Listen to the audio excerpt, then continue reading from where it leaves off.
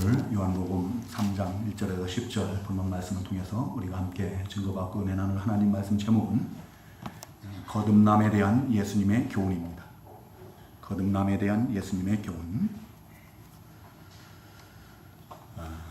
본문은 바리새인 중에 니고데모라고 하는 유대인의 지도자가 예수님께서 행하시는 표적을 보고 예수님을 찾아왔을 때 예수님께서 그 니고데모와 함께 나눈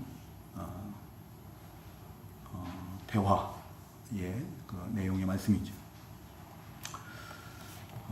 예수님께서는 사람이 거듭나지 아니하면 하나님의 나라를 볼 수 없다라고 이렇게 말씀하시고, 또 본문 5절에서도 사람이 물과 성령으로 나지 아니하면 하나님의 나라에 들어갈 수 없느니라 라고 이렇게 말씀하십니다. 우리가 이 말씀을 통해서 우리가 구원받는 데 있어서 필수적인 요건이 바로 거듭남이라는 것을 알 수가 있어요. 우리가 오늘 이 본문을 통해서 거듭남에 대해서 한번 살펴보고, 또 거듭난 자들이 들어가게 될 그 하나님의 나라에 대해서 증거를 받고 함께 은혜를 나누고자 합니다. 먼저 거듭남에 대해서 우리가 좀 증거를 받도록 하겠습니다. 거듭난다는 말은 우리가 잘 아는 것처럼 다시 살아나는 것을 의미하는 거죠. 다시 살아나는 것이에요. 이 다시 살아난다는 말을 우리가 육체적인 것으로 생각을 하게 되면은 니고데모와 같이 반문을 할 수밖에 없고, 또 이해할 수도 없고 받아들일 수도 없겠지요. 예수님께서 말씀하신 거듭나야 한다는 것은 육신으로 거듭나는 것을 말하는 것이 아니고 영이 거듭나야 될 것을 말씀하시는 거죠. 그래서 6절에 보면 육으로 난 것은 육이요 영으로 난 것은 영이니 라고 이렇게 말씀하십니다. 우리가 영으로 거듭나야 한다 라고 이렇게 말씀하셨는데, 영이 거듭나야 한다는 것은 영이 다시 살아나는 거죠. 그렇죠? 영이 다시 살아난다는 것은 영이 죽었음을 전제로 하는 거야. 우리의 영이 죽었기 때문에 다시 살아나야 된다라고 그러는 거죠. 영이 죽었다라는 말은 우리 성도님들도 이제 이렇게 잘 아실 겁니다. 영이신 하나님과의 관계가 뭐한 거예요? 단절된 거죠. 단절된 거예요. 그래서 영이신 하나님을 알지 못하고, 하나님께 나오지 못하고, 하나님을 섬기지 못하고, 하나님을 부인하는 그런 삶을 사는 거죠. 하나님을 부인하고 하나님이 없이 자기가 주인된 그런 삶을 사는 거죠. 하나님께서는 태초에 우리 사람들을 지으실 때 다른 피조물들하고는 다르게 지으셨어요. 그렇죠? 우리는 하나님의 형상을 따라서 지으셨다고 했어요. 하나님의 형상은 영입니다. 그래서 영적인 존재로 지으신 거예요.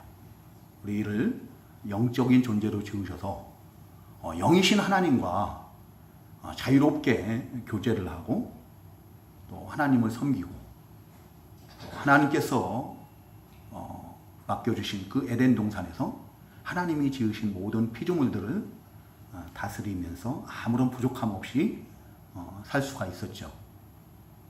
근데 하나님께서 그 에덴에서 그 지으신 인류의 조상이죠, 아담과 하와에게 다 허락을 하셨지만 한 가지 금한 것이 있어요. 우리 성도님들 잘 아시는 것처럼 선악을 알게 하는 나무의 열매를 먹지 말라고 말씀하십니다.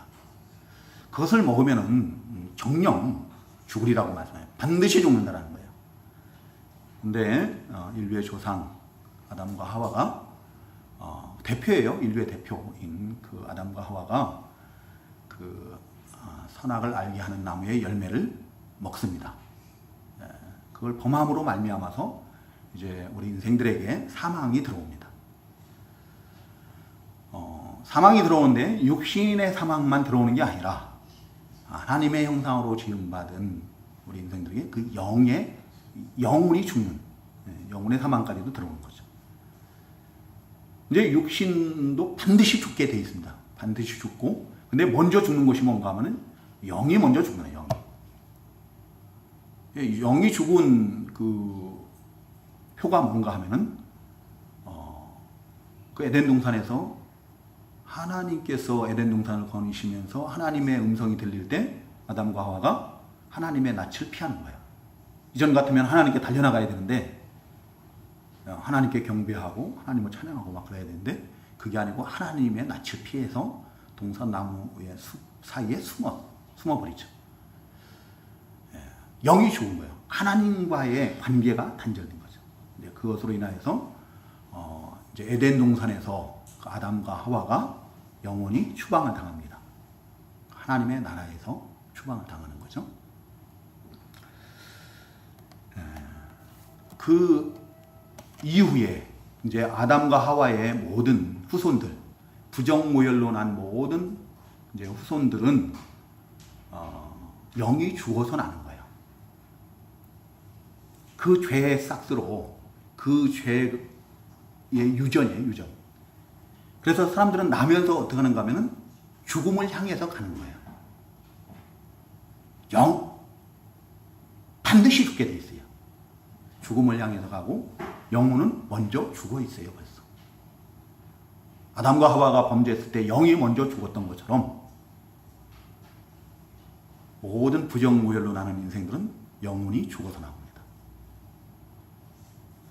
영혼이 죽었기 때문에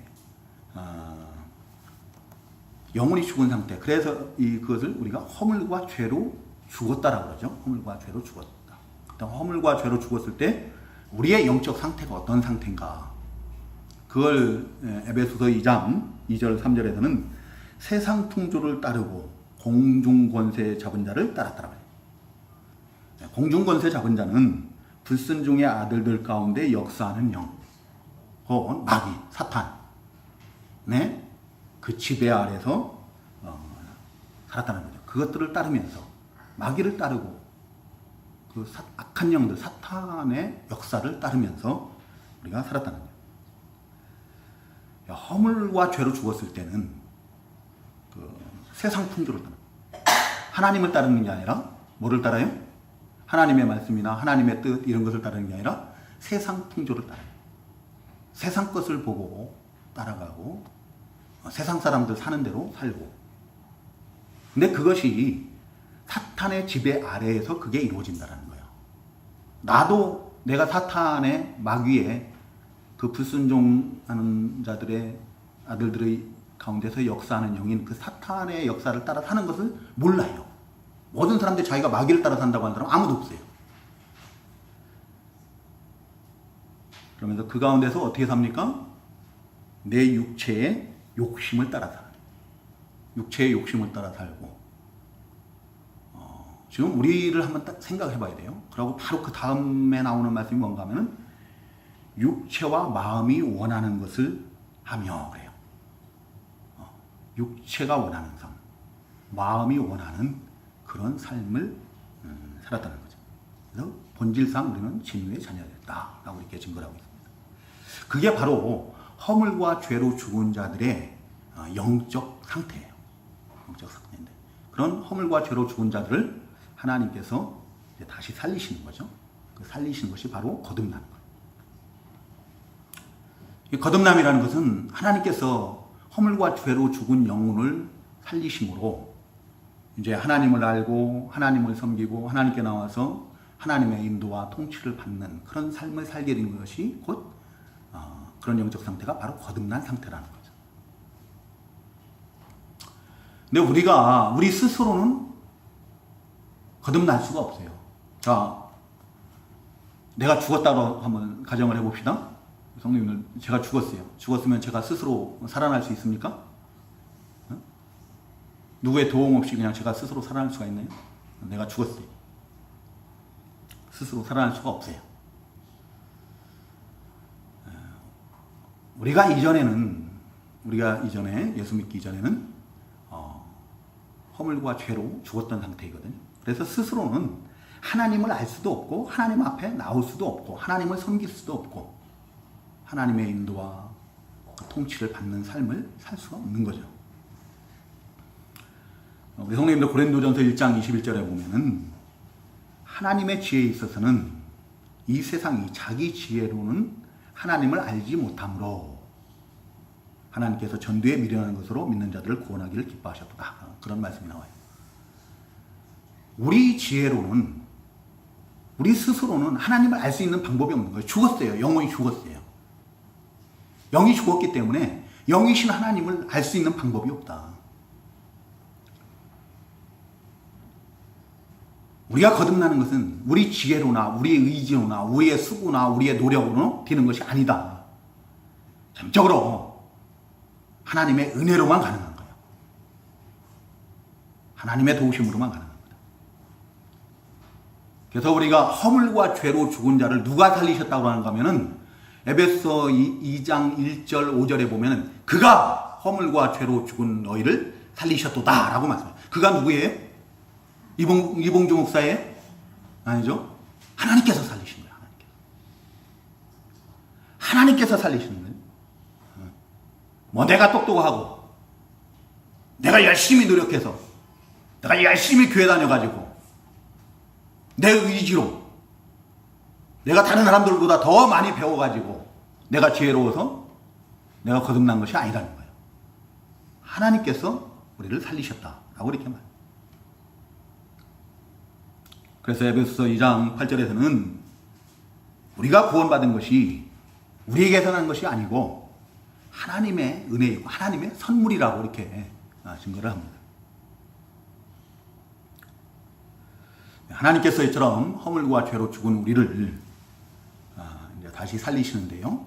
어떻게 살리셨는가? 오늘 이 본문에 보면은 5절에 사람이 물과 성령으로 나지 아니하면 하나님의 나라에 들어갈 수 없느니라 라고 이렇게 주님께서 말씀하시죠. 예수님께서는 우리가 거듭나는 것이 성령 하나님의 역사로 거듭난다라는 거예요. 물 곧 성령이라고 했어요. 성령 하나님께서 마치 물로 우리를 깨끗이 씻기는 것처럼 우리의 더러워진 것을 갖다가 깨끗이 씻기는데 물로 마치 씻기는 것처럼 우리를 깨끗게 하신다는 거예요. 새롭게 하시는 거예요. 그것이 거듭남이에요.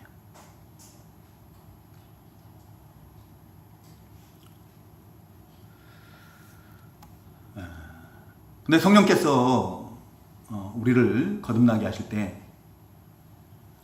아무런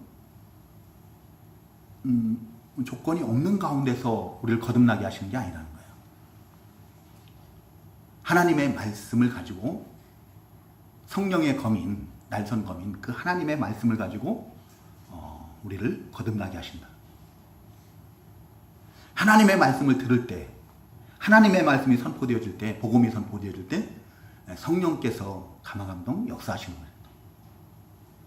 거예요. 우리 주님께서는 그 뒤에 5장인가요? 5장 25절에 보면 진실로 진실로 너희에게 이르노니 죽은 자들이 하나님의 아들의 음성을 들을 때가 오나니 곧 이때라. 듣는 자는 살아나리라 라고 말씀하셔요.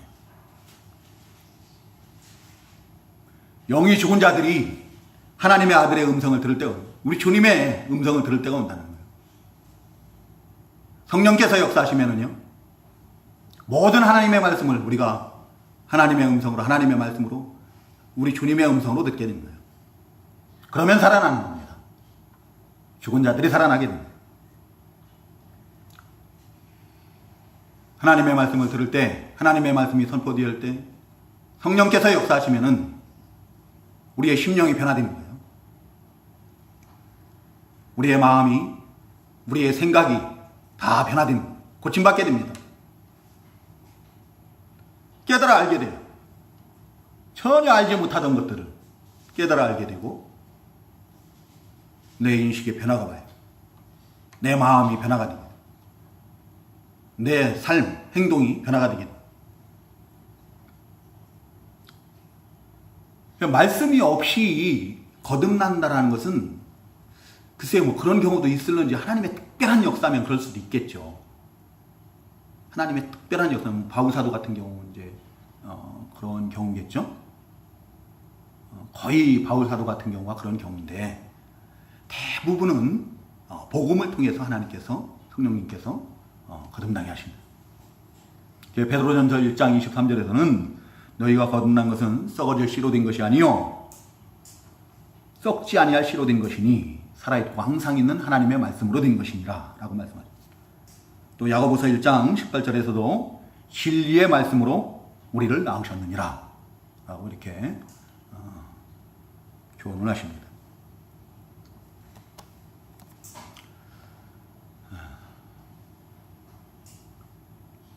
우리 성도님들 자기 자신의 지혜로 자기 지식으로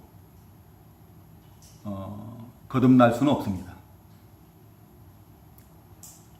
자기가 똑똑하고 잘나서 거듭나는 거 아니에요. 하나님께서 살리시면은 거듭나게 되는 거예요. 지금 이 시간 이 자리에 계신 우리 성도님들이 하나님의 살리심을 입은 줄로 믿습니다. 혹시 이 자리에 내 의지로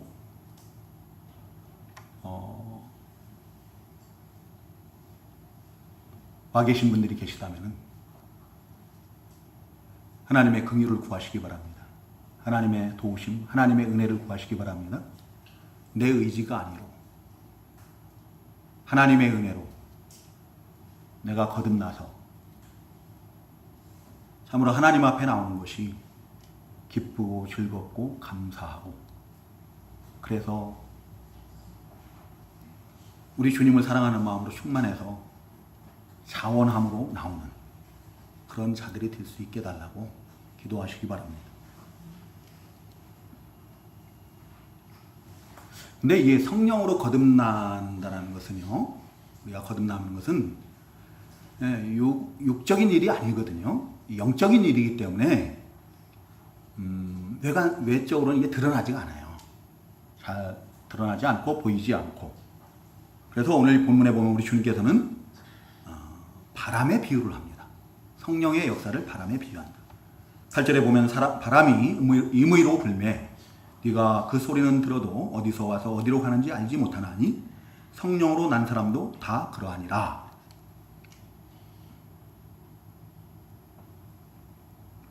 바람이 불 때 그 소리는 들을 수 있죠. 바람이 세게 불면은 바람 소리가 들려요. 그렇지만 그 바람이 어디서 와서 어디로 가는지 알 수가 없어요. 그와 같이 성령의 역사도 마찬가지예요. 우리가 성령으로 거듭나는 것이 언제 어느 때 어떻게 내가 거듭났는지를 특별한 경우가 아니면은 알 수가 없습니다. 언제 거듭난지, 언제 어떻게 어디서 거듭났는지를 잘 알지를 못해요. 근데 분명히 성령으로 거듭난 자에게는 이전에는 듣지 못하던 그 소리를 그 사람에게서 들을 수가 있다는 거예요. 마치 바람이 불 때 바람은 볼 수가 없지만 그 소리는 들어서 우리가 알 수 있는 것처럼 성령으로 거듭난 자들은 먼저 회개의 소리가 나오게 돼 있어요. 그 입에서 회개의 소리가 나오고 신앙 고백이 나옵니다. 내가 예수님을 믿습니다. 내가 우리 주님을 사랑합니다. 우리 주님을 위해서 살겠습니다. 주님 감사합니다. 또 찬양이 나와요. 찬양.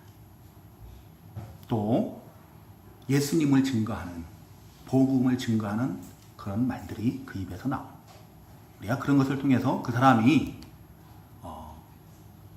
하나님께서 다시 살리신 거듭난 자임을 알 수 있다는 거예요. 또 바람이 불면은 그 바람에 나뭇잎이나 이런 것들이 흔들리는 것을 보고 우리가 바람 부는 것을 알 수가 있는 것처럼 성령으로 거듭난 자도 반드시 중생한 사람다운 모습과 태도를 보인다는 거예요. 중생한 사람다운 모습과 태도를 나타내 보인다. 변화가 와요. 변화가.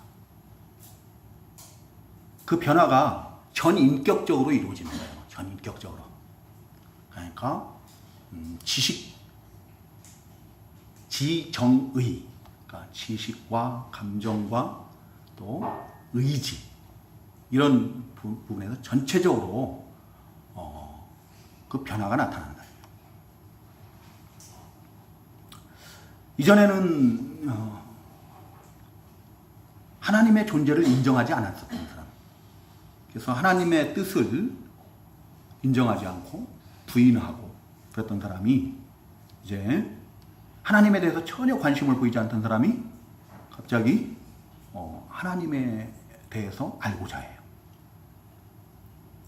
예수님에 대해서 알고자 해요. 하나님에 대한 지식을 너무너무 소중하게 여기는 거예요.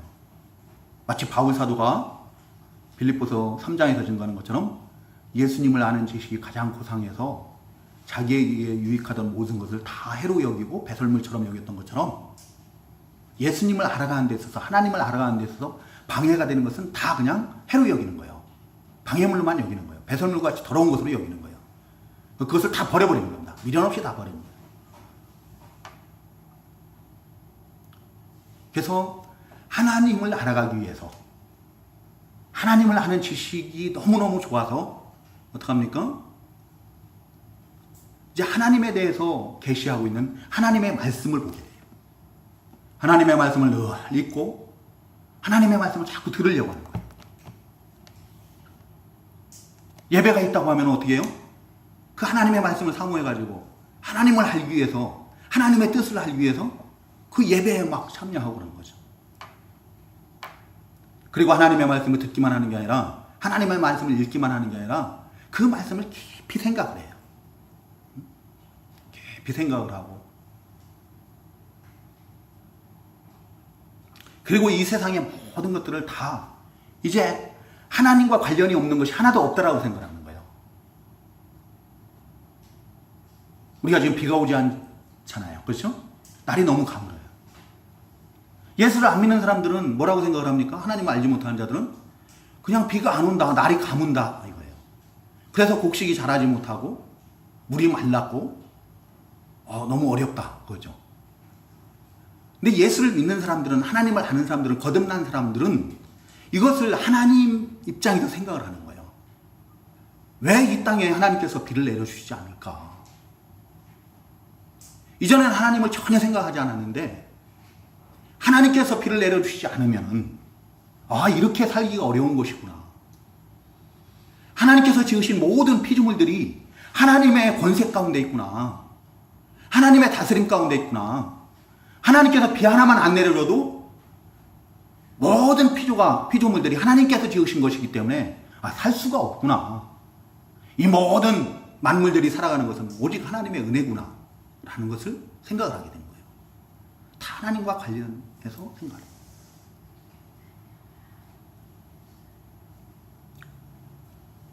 감정의 변화가 일어납니다. 지식의 변화뿐만 아니라 감정의 변화가 일어납니다. 하나님을 미워하고 하나님에 대해서 전혀 무관심하던 자가 하나님을 가장 사랑하는 자로 변화가 돼요. 감정의 변화가 일어납니다. 성삼위 하나님을 사랑을 하고 그 뜻을 알려고 하고 그 사랑을 표현을 하려고 해요. 그 표현하려고 애쓰고 그러죠. 하나님만 사랑하는 게 아니라 누구를 사랑하겠어요? 하나님께로부터 난 모든 믿음의 형제들을 사랑을 합니다. 그 믿음의 형제들이 모인 교회 공동체, 주님의 몸된 교회를 또한 사랑하고 섬기고 그러죠. 뿐만 아니라 하나님의 형상으로 지음받은 모든 이웃을 사랑으로 대해요. 사랑으로. 이웃에 대해서 무관심하지 않습니다. 그리고 하나님께서 주시는 모든 피조물을 볼 때 사랑스럽게 얘기해요. 그래서 자연을 함부로 훼손하지 않습니다. 우리가 하나님께서 주신 곡물이나 이런 것들을 취할 때도 그냥 내 욕심대로 그거 하는 게 아니라 하나님께 먼저 감사를 해요. 하나님께서 주셨으니까. 거룩한 사랑의 감정을 가지고 모든 것을 사람을 대할 때나 모든 피조물을 대할 때나 그렇게 대한다는 그런 감정의 변화가 일어난다. 근데 그 사랑이 충만하면 어떻게 되겠어요, 그 성도님들? 네? 사랑이 충만하면은 행복하겠죠? 사랑들 안 해보셨어요? 네? 사랑하는 사람을 만나면은 우리 성도님들 어때요?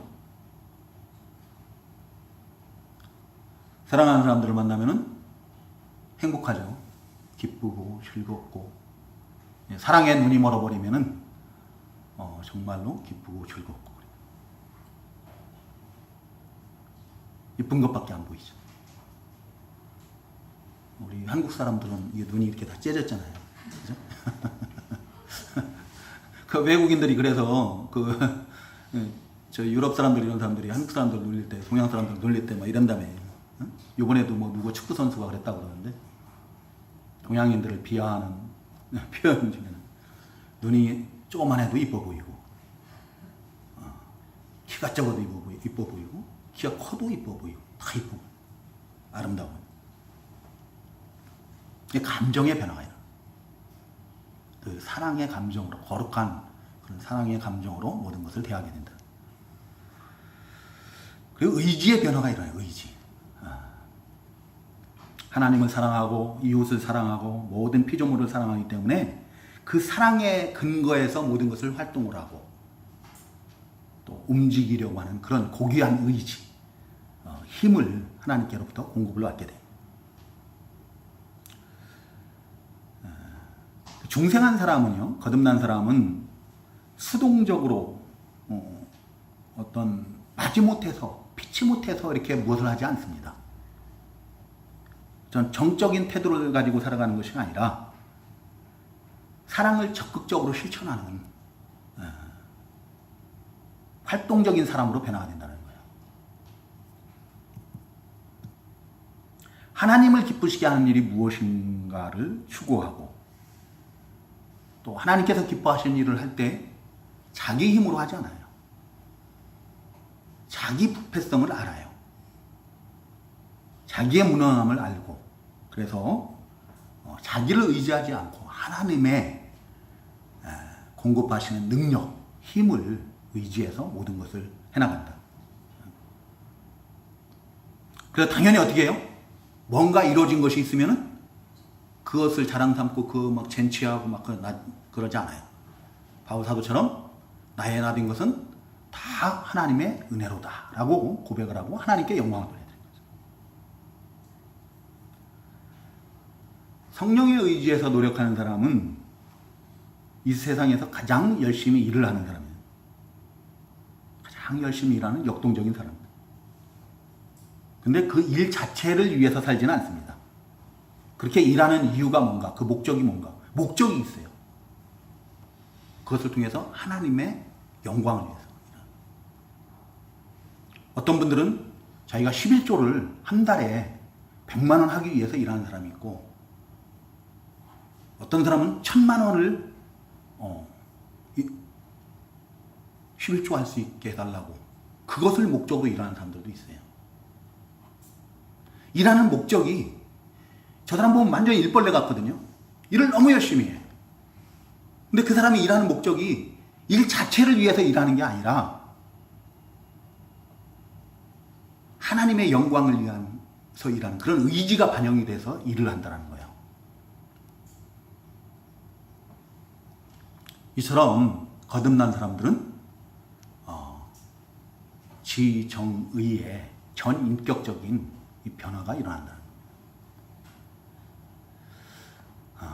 제가 이 시간이 없어서 하나님의 나라에 대해서는 아마 다음 시간에 좀 말씀을 드려야 될 것 같고 잠깐 이 예화, 중생한 사람에 대한 예화를 좀 말씀드리고 이렇게 마쳐야 될 것 같습니다. 오카는 목사님이 아마 돌아가시기 전에 어느 방송에 나와서 인터뷰를 했던 내용인 것 같습니다. 오카는 목사님이 이제 우리 교회와 같은 이런 조그만한 교회에 개척해서 개척교회를 할 때 어떤 여자 한 분이 이렇게 오셔서 예배에 참여를 하는데 어느 날 갑자기 이렇게 예배에 참여하는데 뒷자리에 와가지고 예배하는데 고개를 한 번도 들지를 않더라는 거예요. 목사님하고 눈 한 번 안 마주치고 고개를 이렇게 안 들고 계속 예배만 드리고 성경만 보고 그 예배가 끝나고 나면 그냥 금방 바로 가버리고 계속 그러는데 그래서 이제 목사님이 하루는 그분을 붙들고 이제 어디 사시는지 물어보고 이제 신방을 하기로 했다라고 그래요. 이제 신방을 그 가르쳐준 주소로 갔는데 뭐 으리으리한 집에서 사는 거예요. 초인종을 누르니까 목사님이 인터뷰할 당시에 29년 전이었다고 했으니까 29년 전도 더디겠네요. 만 30몇 년 전 정도의 그런 집이었으니까 초인종을 딱 누르니까 대문이 척 자동으로 열리고 잔디밭에 조성된 그런 정원을 지나가지고 현관에 닫으니까 또 문이 저절로 탁 열리고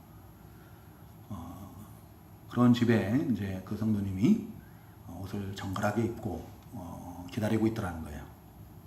그래서 이분이 이 집의 주인이고 아니면 이 집에 뭐 딸이나 뭐 가족 이렇게 되겠구나 생각을 했는데 현관에서 그 성도님이 이 집은 우리 집이 아닙니다 라고 얘기를 하더래요. 사실 자기는 이 집의 식모입니다 라고 하더라는 거예요. 그래서 그분 집이 아니니까 들어갈 수가 없잖아요. 들어갈 수가 없어서 신발도 못 벗고 그냥 현관에서 이제 그분 이야기를 들었다고 그래요. 그분은 초등학교 다닐 때 부모님이 이혼을 하고 그래서 부모님으로부터 버려지고 아무도 돌봐주지 않음으로 인해서 이곳저곳을 전전을 하면서 남의 집에서 자라났다고 합니다. 어려서부터 식모 생활을 한 거예요.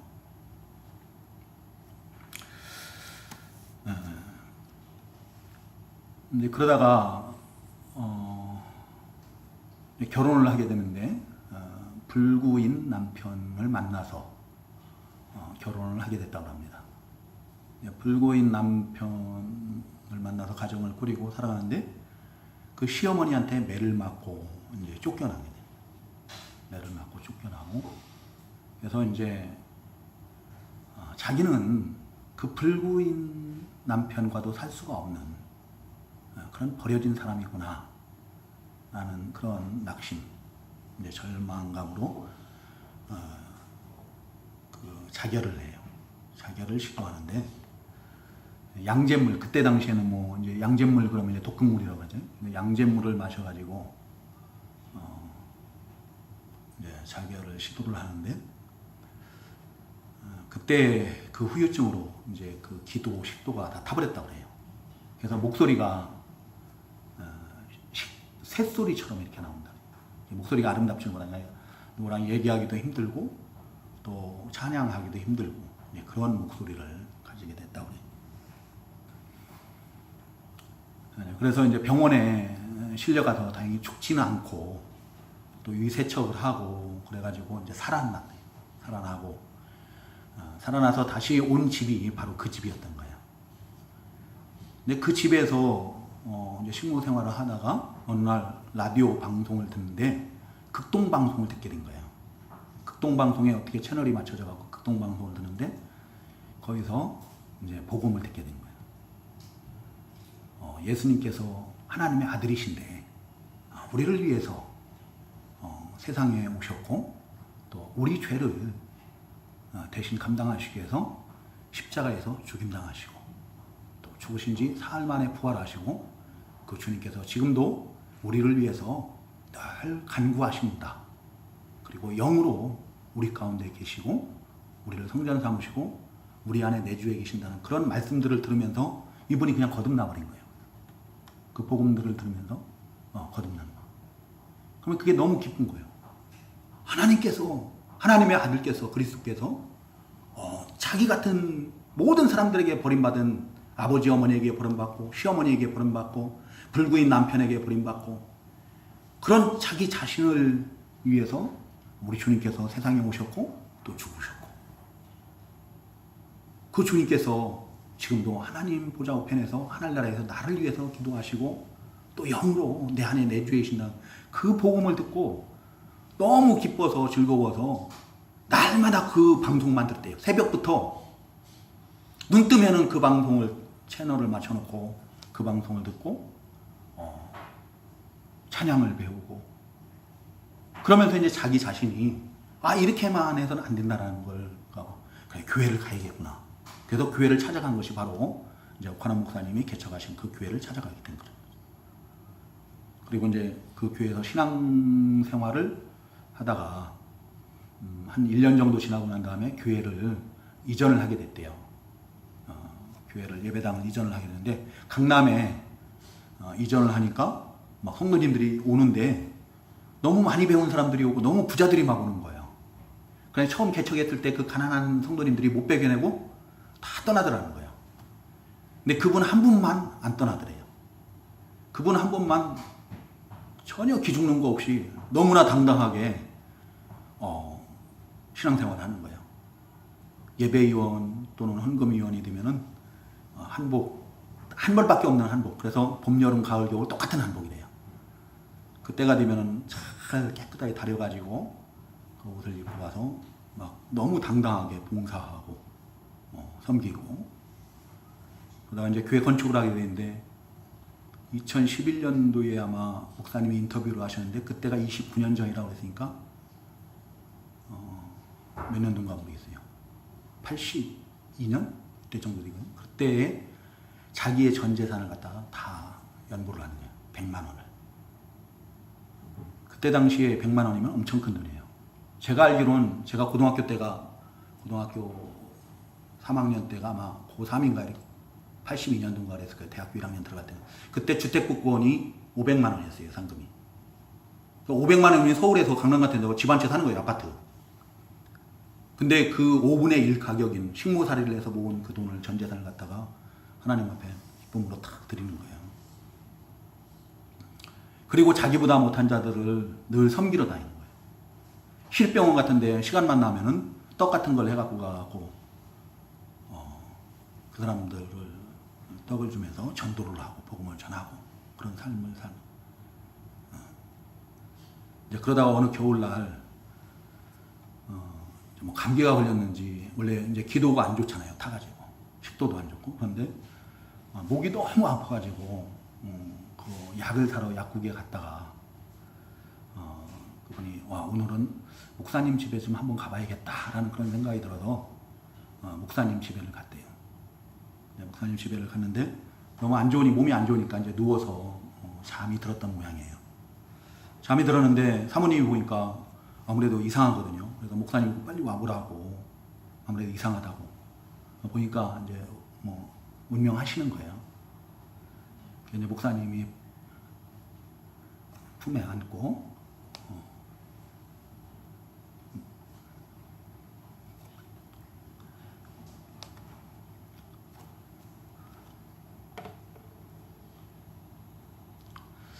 목사님 품 안에서 이제 돌아가시는 거죠. 한번 눈 마주치고 바로 이제 돌아가시고 그래서 이제 아무 연고도 없고 그래서 교회에서 목사님 집에서 이제 교회장으로 이렇게 장례를 했더라고 그래요. 자, 우리 성도님들 그분이 하나님의 나라에 갔을까요? 못 갔을까요? 두말 할 것도 없죠. 하나님의 나라에 그분은 복음을 듣고 극동방송에서 나오는 그 복음을 듣고 거듭난 거예요. 거듭났을 때 그 모든 것이 다 변화되는 거예요. 모든 사람들로부터 다 버림을 당한 줄 알았는데 하나님께서 나를 사랑하신다는 거예요.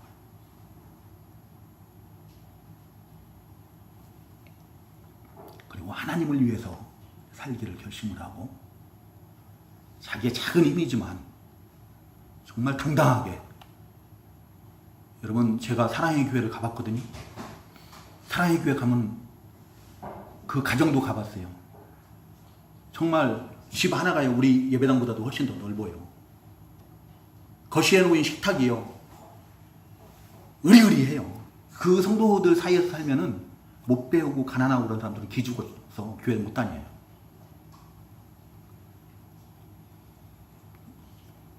이 양복 그 사랑의 교회 집사님이 해주신 겁니다.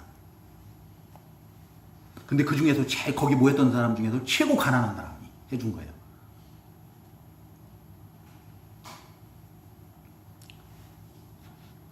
그런데 거듭나니까 부끄러운 것도 없고 두려운 것도 없고 너무나 당당한 거예요. 왜? 하나님께서 나와 함께 하시니까. 내가 하는 일은 무엇을 해서요? 내 욕심을 위해서 하는 게 아니에요. 주님의 일을 하는 거거든요. 그러니까 부끄러울 게 뭐가 있어요? 당당할 수밖에 없는 거예요. 늘 감사가 넘치는 거고 늘 모든 사람을 사랑의 대상자로 보는 거예요. 사랑스러워 보이는.